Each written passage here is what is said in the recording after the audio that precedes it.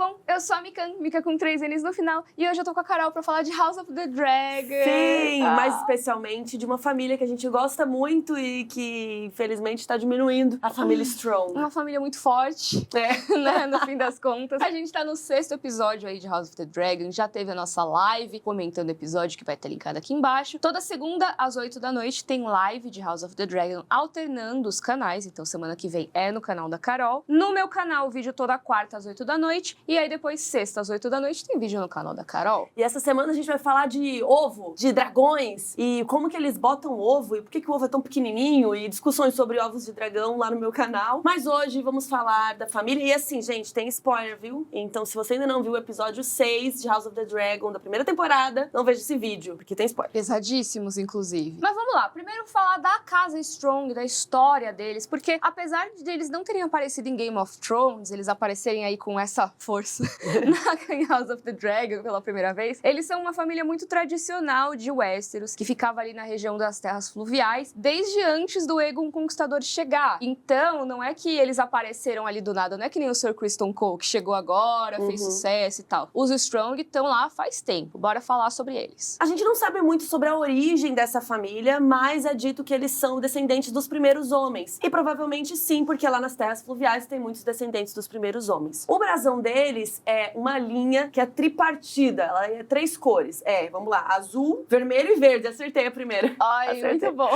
E o resto eu li, porque eu não ia lembrar. Isso fica num fundo branco que representa os 3 ramos do tridente, né? Isso, que é um rio que fica ali nas terras fluviais, é o rio mais importante, talvez um dos rios mais importantes de Westeros, mas com certeza o mais importante das terras fluviais. Então só mostra a conexão dessa casa com aquela região, né? E sendo das terras fluviais, quer dizer que os Strong foram dominados ali pelo Harren o Negro. Lembra que a gente contou a história desse cara lá no nosso vídeo, falando da história da conquista e tal, que tinha esse carinha lá? Então quem quiser saber mais, vê lá nosso vídeo, mas basicamente ele foi o cara que construiu o Harrenhal. E ele construiu ali, obrigando as pessoas da região a trabalharem no castelo, a darem coisa pra ele. Então a galera da região não era muito fã de Harren o Negro. E aí quando veio o Aegon o Conquistador e chegou lá, o povo das terras fluviais deviam se unir ao Harren o Negro pra lutar pela região, né? Vamos ficar juntos. Só que a galera foi contra ele, ficou junto do lado do Aegon, porque todo mundo odiava ele. E faz sentido, né, no fim das contas. O cara era um tirano, bom, se chegou esse cara que tá dizendo que vai ser da hora, vamos pro lado dele. E aí o Edmund Tully foi o primeiro lorde a se rebelar. A casa Tully ainda não era uma grande casa naquela época, mas ele foi o primeiro a se rebelar, e aí ele levou várias casas junto pra se aliar ao Aegon Conquistador, inclusive a casa Strong. Então eles estão do lado dos Targaryen desde o começo ali da conquista. Eles estão ali desde sempre ao lado dos Targaryen, apoiando eles, e tem vários membros da casa Strong que tiveram bastante importância na história Targaryen também. Inclusive tem um cara Strong que foi mão do rei Aegon o Conquistador. Dos 5 mãos que ele já teve, esse foi o que durou mais tempo, que é o Sir Osmond Strong, que durou 17 anos no cargo. Tá melhor que o Otto aí, recentemente, que foi demitido, né?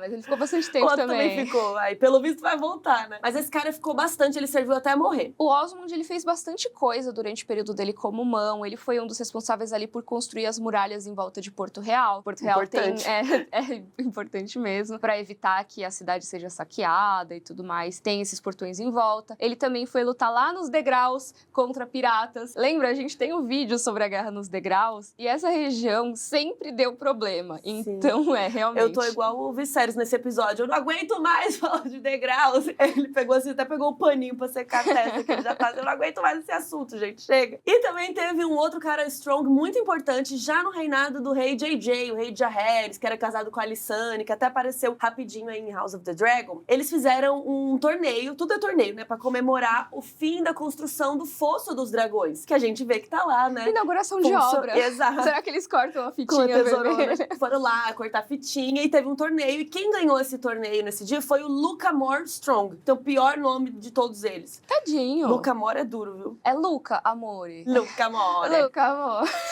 Mas enfim, o Luca Amore ganhou, e o Jaehaerys ficou tão impressionado que ele chamou o cara, assim que abriu uma vaga, ele chamou o cara pra integrar a guarda real dele, que é uma posição super honrada e tudo mais. E o Luca Amore, ele também aparece na história Targaryen num momento bem triste, que é quando a princesa Aérea Targaryen, ela rouba o dragão Balerion, ela conquista o Balerion, sobe e pro vai dar um rolê. A gente conta isso no nosso vídeo 6 do Esquenta, né, que ela voltou toda ferrada isolada e tudo mais, foi tenso. Quem acha ela quando ela volta e leva ela ali pra Fortaleza Vermelha é o Lucamore Strong. Só que, Carol... Só que o Lucamore não segurou a onda, ele ficou fofocando pra todo mundo, gente. Ele falou, achei lá, ela tava toda fedida, toda cheia de pereba. E ficou, tipo, ele contava pra todo mundo que passava na frente. É verdade, por que você tá rindo? Ele contou pra todo mundo. Ela tava fedida.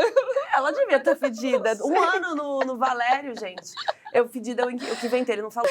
Mas ela tava toda ferrada. E ele começou a espalhar isso. Aí o JJ chamou ele falou, vem aqui, meu filho. O senhor poderia estar calando a boca? Por que você tá focando coisa ruim da minha família, sabe? Não é pra ficar passando essa info. Então ele falou, não, foi mal. Foi mal, tava doidão. Já sabemos que o Larry Strong puxou alguém da família. Puxou o Lucamore, certeza. Nossa. E já que a gente falou do Larry, antes da gente entrar em detalhes dele, vamos falar de uma coisa que ele cita nesse episódio, que é a tal da maldição de Harrenhal. Seguinte, a gente falou que o Harren o Negro construiu o Harrenhal, e a gente já falou 1000 vezes que o castelo foi queimado pelo Aegon Conquistador, que o Harren morreu junto com toda a família lá dentro. E aí, desde então, as pessoas falam que existe uma maldição de Harrenhal, que toda casa que ocupa o castelo acaba tendo uma desgraça muito absurda que rola lá. Inclusive, todas as casas que tomaram conta de Harrenhal foram extintas. Então, assim, se alguém quiser te dar Harrenhal, que nem depois dão pro Mindinho, eu não ia querer. Gente, pelo amor de Deus. Porque todo mundo que morou, passou por lá, realmente a casa acabou acabando depois. Então, a casa Strong ser acometida por tragédias, como o Larry fala no episódio, é alguma coisa, ai, nossa, sabe como é? Nossa, o Harrenhal é super amaldiçoada. Diz que o rei Harren, ele misturou sangue na argamassa, sabe? Coisas bem, assim, de história de terror. E aí, beleza. Só que como que foi parar com a casa Strong, desde o Harren? Passou por muita gente, tá? Logo depois que a Aérea deu aquele rolê de dragão e voltou e morreu, a Rhaena, que é a mãe dela, a gente também fala isso no vídeo 6 do Esquenta, ela, tadinha, a vida dela já tava terrível, já muita tragédia tinha acontecido, e no fim ela acabou indo morar lá em Harrenhal. Pois é, então a Rhaena morreu e esse cara também morreu, e ele não tinha filho, não tinha pra quem passar o castelo. Então o rei Jaehaerys deu o castelo pro Sir Bywin Strong, irmão do Lucamore, que tem um nome melhorzinho. Mas, Carol, você acha que a gente parou de falar do Lucamore? Não, porque além de fofoqueiro, ele é conhecido como ardente. Lucamore Strong, o ardente. Pois é, só que, gente, ele era da Guarda Real, e vocês estão ligados que o Criston Cole já explicou 15 vezes pra gente que Guarda Real não pode se meter com mulher, não pode se meter com gente, pode transar, não pode ter filho. E o Lucamore tinha o quê? Não só tinha casado, assim, que ele já não pode nem transar, mas ele casou, e ele não casou uma vez só, ele casou com 3 mulheres. E tinha filho, não pode ter filho. Ele teve 16 filhos. 16, gente. Assim, é muito filho pra contar a história. E ainda mais de um cara que não pode ter filhos, e não pode passar herança pros filhos. É uma loucura. E aí, né, gente, a fofoca corre, não é só ele que a fofoca correu, e ele ficou conhecido como Lucamore, o Ardente. Eu fico pensando que é que nem Exposed no Twitter, daqueles caras, o cara levou tantas pessoas pra ver filme no cinema, tinha 10 namorados ao mesmo tempo. Sim, suruba, né, aquelas coisas assim. Então expuseram o Lucamore Strong. E aí ele foi colocado diante do rei JJ, da Lysane, né, pra tipo, e aí, o que nós vamos fazer? Aí ele pediu, gente, ele não foi nada que nem o Criston Cole. Ele ajoelhou e falou, pelo amor de Deus, misericórdia, não me mata não, pelas minhas mulheres e meus filhos. Minhas mulheres e meus filhos. Aí todo mundo assim, né? Tá esfregando o crime dele na cara das pessoas, assim. Mas ele não foi honrado, ele pediu pelo amor de Deus. Aí, no fim das contas, realmente não mataram ele, mas destituíram ele, mandaram ele pra Patrulha da Noite, que é uma colônia penal, de certa forma, né? Apesar de ser uma ordem, é uma colônia penal. Então ele foi servir na Patrulha da Noite, e alguns dos filhos dele foram também, porque todos esses filhos que ele teve, esses 16, foram declarados bastardos. Alicent e Harris, eles cuidaram que as esposas não fossem tão prejudicadas assim, apesar de dizer, vocês sabiam que ele era da Guarda Real, pessoal. Vocês não sabiam que tinha outras esposas, mas sabiam que era da guarda. Então também não é que vocês vão ter, sabe, a mamata. Livre, mas os filhos não podem herdar nada, eles vão ser bastardos. E eles mandaram cada esposa pra um lado pra ficar sob os cuidados de algum lorde, e os filhos também. Eles ficaram bastardos, sei lá, Waters, bastardo Rivers, Storm, por aí vai. E aí chegamos no Strong que nos interessa, que é o Sir Lionel Strong e seus filhos. E no livro ele é descrito como um cara muito inteligente, meio brutão, mas assim, um dos mais inteligentes. Inclusive, ele estudou na Cidadela e ele tem 6 daqueles elos de mestre, sabe? Ele só não virou mestre, mas ele foi lá curtir, fazer uma facul. Estudou.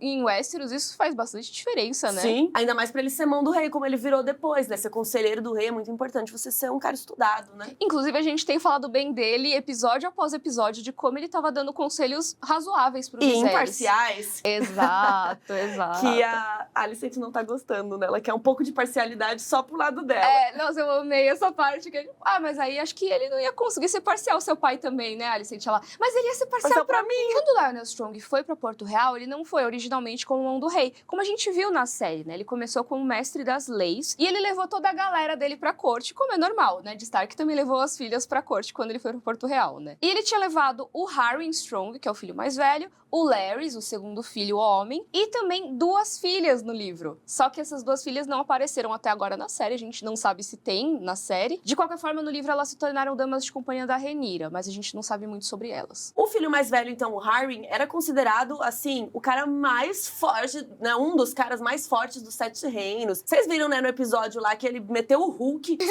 saiu girando, pegando todo mundo ali pra salvar a Rhaenyra, né? E depois ele virou o senhor comandante da patrulha da cidade, que, né, a gente viu nesse último episódio, né? Eles citam isso. E ele foi ficando tão amigo da Rhaenyra depois que rolou a treta com o Criston Cole. Amigo. A princípio, Amizade. amigo, né? Amizade. Quando o Criston Crush e ela, né, terminam, brigam, o Harwin se aproxima muito da Rhaenyra e vira o escudo juramentado dela, que é essa coisa de ser, tipo, o guarda-costas pessoal da Rhaenyra. E, né, vocês viram que também parece que tem coisas a mais ali, além de só uma Mais amizade. coisas pessoais. E escudos. Sim. O Harwin é chamado de o quebra-ossos, de tão forte que ele é, né? E faz sentido, né? Imagina dar um socão, quebra o osso da pessoa. Espero que ele tenha quebrado alguns ossos do Criston nesse socão, porque naquele momento acho que foi bom. Sim. Mas de qualquer forma, tem uma fofoca envolvendo a forma que eles se tornaram amantes nos livros. Que assim, no livro não é mostrado eles ficando, não é... Na série também não, né? No fim das contas. Mas fica mais óbvio na série que os filhos são do Harwin e tal. Mas no livro é só um boato muito forte. E uma coisa que a gente tem é o testemunho do cogumelo. A gente vive falando nos vídeos aqui, que é esse bobo da corte que tem aí um relato sobre a época da Dança dos Dragões. E ele fala que a Rhaenyra teria sido rejeitada pelo Criston Cole e ela tava muito querendo, né, ficar com alguém naquele momento e tal. E a primeira pessoa que ela encontra é o Sir Harwin Strong e ele que consola ela. Não sabemos até que ponto que a versão do cogumelo é a verdade. Na série, pelo menos, ela não tinha se envolvido com o Sir Harwin antes do casamento com o Laenor, né? Mas a gente viu que é um relacionamento duradouro dos dois, né, agora. Passaram 10 anos e, aparentemente, todos os filhos dela são do Harwin. Já que estamos falando de gente fofoqueira aqui hoje, vamos contar uma fofoca pra vocês também. Que durante o torneio de casamento da Rhaenyra e do Laenor, que inclusive é quando o Joffrey, o amante do Laenor, na verdade, morre no livro, né? Na série eles emendaram, foi tudo na festa. Mas é nesse torneio aqui. O Harwin usou o favor, né? Aquela florzinha, assim, na espadinha dele, da Rhaenyra. E na mesma hora, o Laenor deu o dele pro Joffrey. Tipo, eles se olharam, tipo, kkk. E ele deu o favor dele pro Joffrey. Tipo, estou torcendo por você, né? Então, assim, já tava claro ali no casamento os amantes, né? E uma coisa muito legal é que, assim, o Criston, a gente até viu na série que ele pediu o favor da Rhaenyra no torneio primeiro lá que ele apareceu. E era costume que ela sempre apoiasse ele nos torneios. Só que dessa vez eles estavam tretados, então ela não deu a fitinha pro Criston. E o Criston pediu pra quem? Pra Alicent, porque eles já estavam aliados naquele momento. E esse torneio terminou em sangue. A Carol falou da morte do Joffrey, o Criston que matou o Joffrey no torneio também. Só que ele deu uma paulada no Harwin Strong também. O Criston tava sanguinário esse torneio. E o Harwin, ele ficou tão ferrado que até o Cogumelo brinca que o apelido dele era Quebra-Ossos, mas nesse momento era Ossos Quebrados, porque ele ficou no chão. Quebrou coitado. a clavícula, né? Ele ficou todo cagado. E aí, na série, a gente vê um pouco mais esse lado paterno, ou não, né? Ou sim, do Harwin Strong, porque na série mostra essa relação que ele tem com os filhos, que a gente sabe que muito provavelmente são os filhos dele. Até a Rhaenyra vai lá e fala assim, nasceu o nenê, ele quer ver o nenê. Daí ele olha o nenezinho. E é muito bom que o Laenor sabe, e ele tá ok, sabe? Ele dá uma piscadinha pro Harwin quando ele vai fechar a porta. Tipo, sim, eu achei muito legal essa quietinho. cumplicidade deles. Até no fim do episódio, a Rhaenyra fala, vamos vazar daqui, mas leva seu amante de boa. Eles têm um combinado muito legal pra todo mundo, né? Então, e é muito fofo ver esse lado do Harwin, né? Ele treinando os meninos ali também, defendendo os moleques, que até vira um problema pra ele depois, mas eu gostei de ver isso na série. Ai, sim, e é muito fofinho ele olhando pras crianças. A gente vê que quando a Rhaenyra chega com o bebê, ele tá lá contando história pra eles, e ele fala, eu achei que era bom escoltá-los até aqui, meio que assim, desculpa pra ver o bebê dele, né? Mas realmente foi fofo esse lado. É uma pena que a gente não tenha visto esse romance se desenvolver na série, mas eu acho que funcionou funcionou bem. A questão é, o Harry, na série ele mostra esse lado paternal e isso meio que denuncia, não tem isso no livro, mas também tem uma coisa que denuncia bastante, que é que no livro os meninos são iguais a ele, assim. Ele tem um nariz muito característico da casa Strong, todo mundo na casa Strong tem esse tal nariz, e as crianças todas da Rhaenyra têm o mesmo nariz dele. Acho que até por isso que eles fizeram essa piada do Viserys, falaram, parece que tem seu nariz, Laenor. Aí todo mundo fica... É, exato. Por isso que eles usaram essa piada, né? Mas vamos falar do fofoqueiro? Vamos falar do Larys. Que, inclusive, né, fofoqueiro Varys e fofoqueiro Larys. O Martin tava, assim, muito criativo. Então, até vi um meme que era, tipo assim, Littlefinger mais Varys igual Larys. Ai, meu Deus. Ok, faz muito sentido. Então, vamos falar do Larys. Quando ele nasceu, ele teve o pé torcido. Então, ele ficou com esse apelido horrível de pé torto pro resto da vida. E ele é uma pessoa mais na dele, mais silencioso. Inclusive, dizem que quando ele começa a falar, ele fala demais. Também conhecido como fofoqueiro, que chama. E ele sempre tem essa coisa. A gente vê, né, um episódio que ele fica ali com as mulheres, ouvindo. Então, ele tem essa vibe mais sorrateira. E até tem algumas teorias de que ele usa a bengala e tudo mais. A gente vê na série que ele tem, inclusive, uma espécie de bota ortopédica de House of the Dragon, né? Que ele acaba tendo uma dificuldade pra andar e ele fala muito disso. Por isso que ele fica mais sentado e tudo mais. E tem rumores, inclusive com base no livro, de que ele simplesmente estava fingindo. Que ele, na verdade... Tá piorando um pouco, né, o problema. É, exato. Que ele, na verdade, não teria tanta dificuldade pra se movimentar e que aí, à noite, ele saía disfarçado. Da rolê. É, e as pessoas não reconheciam, porque o disfarce dele era no dia a dia.